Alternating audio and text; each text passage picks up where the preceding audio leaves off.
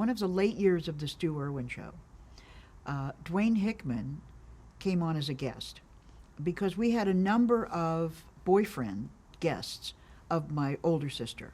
As a matter of fact, James Dean was on one of the Stu Erwin episodes, and I think about 2 years ago, suddenly the internet lit up with people having discovered that James Dean was on this show. And I didn't know that James Dean had been on the show because he wasn't James Dean. He was just, the actor of the week that was playing my sister's boyfriend.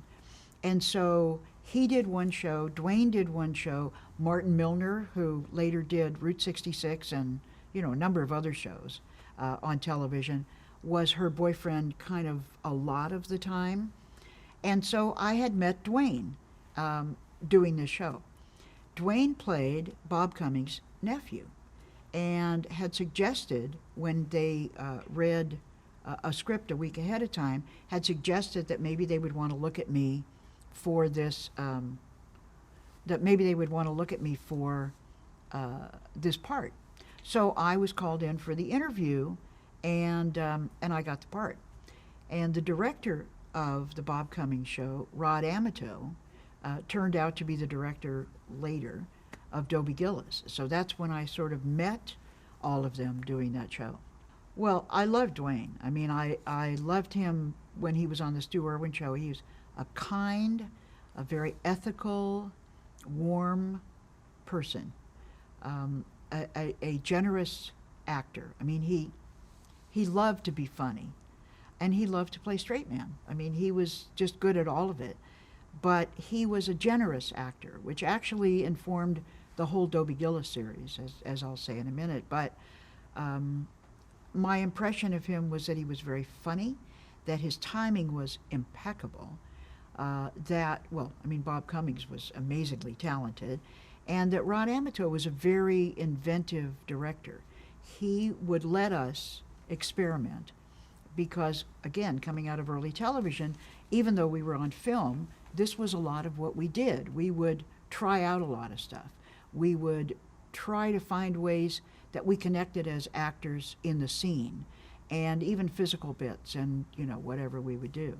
You said you worked with James Dean, not knowing he was James Dean at the time. Do you remember working with him, though, that day on set? I remember him very well on the set because he was very moody, very withdrawn. I don't mean withdrawn, but not mean or rude, but just off to himself, really looking at the script. I mean, I knew nothing about his training, and I didn't even know about his Broadway work and Elia Kazan, and the reason he was in L.A. Was, at the beginning of East of Eden. But it was, so he was just getting a little work on the side and trying to make some money, and just remember that he was very quiet and off to himself. But then they actually, because the shows were filmed, they actually could show them again. So when they did a rerun, I think maybe a couple of years later, I remember my sister and I were sitting on the floor of our apartment, my parents' apartment, watching the rerun of this show, and we had already seen East of Eden and maybe even Rebel, and we just went nuts. My parents had no idea what was going on because they didn't know who he was, and I didn't know until that moment that James Dean had been on our show, had been on our set, that I had met him. It was so exciting to me. I was a major James Dean fan. I saw Rebel Without a Cause 16 times, and then I typed the script from memory. I still have it. Were you interested in writing scripts at all? No, I just wanted a memento of it, and I was never going to get a copy of the script, so I just made one. It was like a fan thing, I mean, where, fans go over and above in crazy ways. That was my crazy way.